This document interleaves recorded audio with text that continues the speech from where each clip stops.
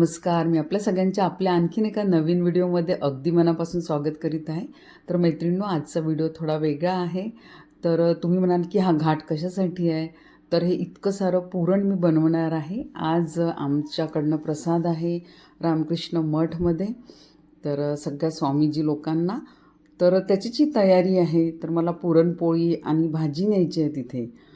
तर तीच 2 पायलीचं पुरण टाकलेलं आहे मी आणि 2 किलोची वांग्याची भाजी केलेली आहे. तर हेच करत असताना मला ना दासबोध मधलं ते रामदास स्वामींचं तो श्लोक आहे त्याची आठवण झाली. तर त्याबद्दलच आपण आज थोडं बोलूया. तर मैत्रिणींनो, भारतीय संस्कृतीमध्ये जेवण म्हणजे केवळ पोट भरण्याचे साधन नसून ते एक संस्कार मानला जातो. म्हणूनच जेवणापूर्वी दासबोधमध्ये श्री समर्थ रामदास स्वामींनी लिहिलेला खालील श्लोक म्हटला जातो. वदनी कवळ घेता नाम घ्या श्रीहरीचे, सहज हवन होते नाम घेता पुकाचे. जीवन करी जीवित्वा अन्न हे पूर्ण ब्रह्म, उदर भरण नो हे जाणीचे यज्ञ कर्म. आणि या काही ओळींमध्ये केवळ देवाचे स्मरण नसते, तर अन्नासाठी, त्यामागील श्रमासाठी आणि मिळालेल्या समाधानासाठी कृतज्ञता दडलेली असते. मग असे अन्न खाताना अहंकार भाव नसावा, कारण ते आपल्या कष्टाचे असले तरी ते ईश्वरी कृपेने मिळालेले असते. त्यात ईश्वराचा वास व देवपूजेसारखे पुण्यकर्म असते. असे श्रद्धेने योग्य भावनेने केलेले जेवण म्हणजेच यज्ञ होय.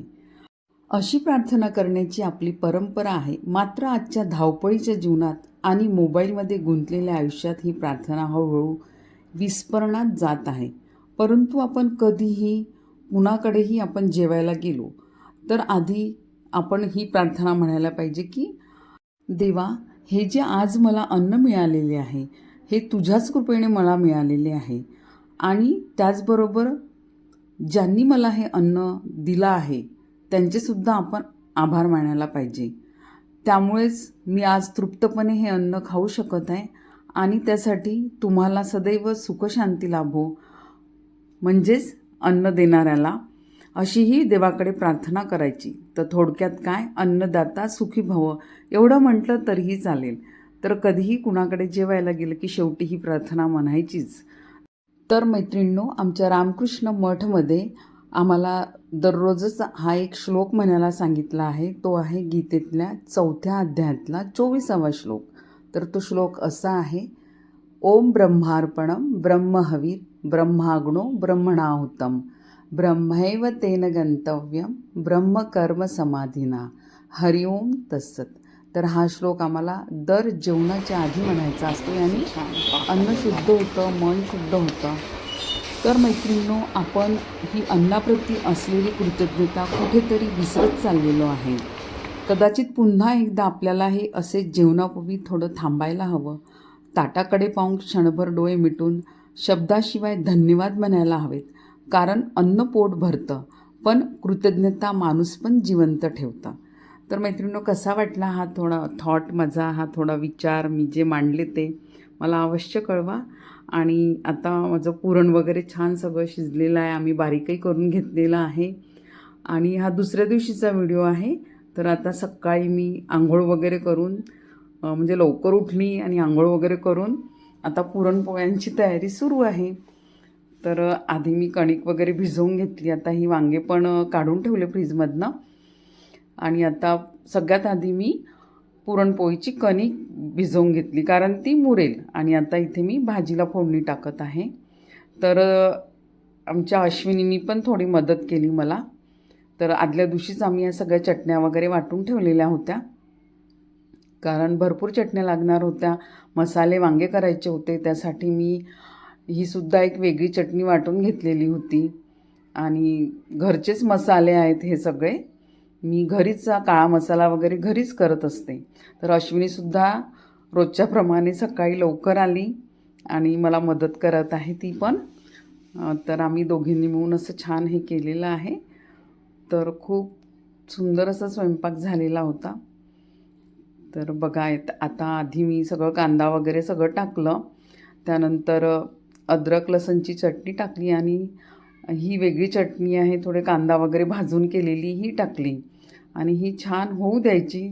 त्यानंतरच मग तिखट वगैरे टाकून मग वांगे टाकायला हवेत. तर अशी थोडी तिखटच होती ही भाजी.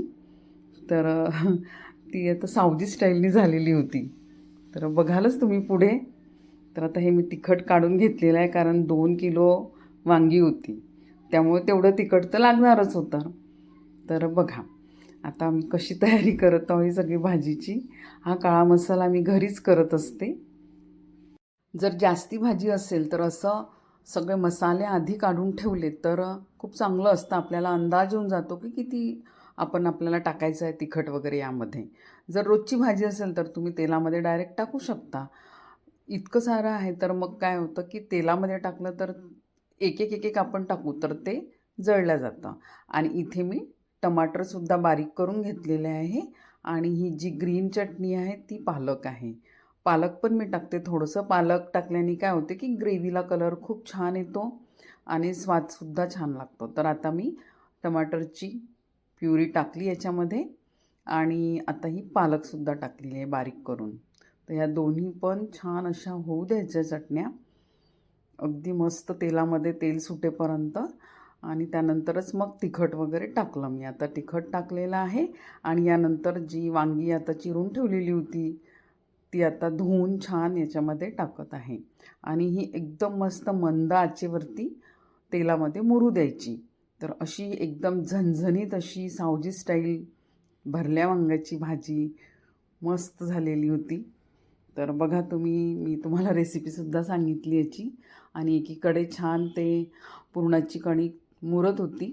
तर ती छान अर्धा तास वगैरे मी मुरत ठेवलेली आहे, मस्त जास्त पाणी टाकून. त्याच्यामुळे ती कणिकच छान मुरल्या गेली तर पुरणाची पोळी एकदम मस्त होते, लुसलुशीत होते. त्यामुळे मी आधीच सगळ्यात आधी पुरणाची कणिक भिजवून ठेवलेली होती. तर त्यामध्ये मी काही जास्त टाकलेलं नव्हतं कणिकमध्ये. मीठ आणि तेल टाकलं होतं, बस एवढंच. आणि बघा आता आम्ही पुरणपोळ्या करायला सुरुवातही केली आहे. खूप साऱ्या झाल्या पण आहे. तर इथे बघा या थंड होण्यासाठी अशा टोपलीमध्ये छान अशा पसरवून ठेवलेल्या आहे. कारण गरम गरम जर आपण पॅक केलं तर ते एकमेकाला चिपकून जातील. त्यामुळे अशा छान थंड व्हायला ठेवलेल्या आहे. छान थंड झाल्यानंतरच आम्ही त्या पॅक केलेल्या आहे. तर एकदम अशा मीडियम साईजमध्ये मी पुरणाच्या पोळ्या केलेल्या आहे. आणि ही बघा असं मस्त तरी सुटलेली आहे. याला पाणी सोडलं ते मी दाखविलं नाही, गरम पाणी करून टाकलेलं होतं यामध्ये, ते दाखवायचं विसरली मी. तर अशी मस्त झणझणीत भाजी तयार झालेली आहे. आणि आता इकडे प्राची त्या पुरणपोळ्या छान पॅक करत आहे. थंड झालेल्या आहे या थोड्या, याची वाफ निघाली. आणि आता आम्ही या मस्त साजूक तुपात केलेल्या पुरणपोळ्या पॅक करत आहोत.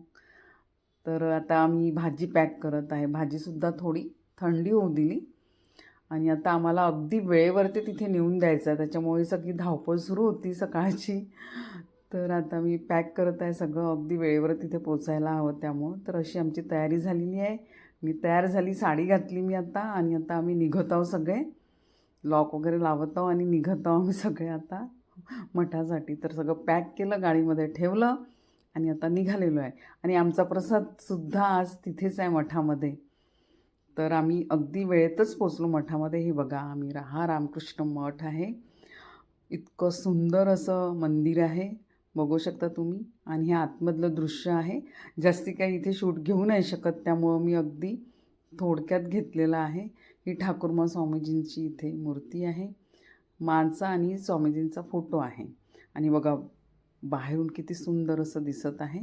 आणि आम्ही आत्ता इकडे या साईडला आम्हाला किचनमध्ये तिकडे प्रसाद घ्यायला जायचं आहे. तर ते काही तिथे जास्ती शूट करता येत नाही.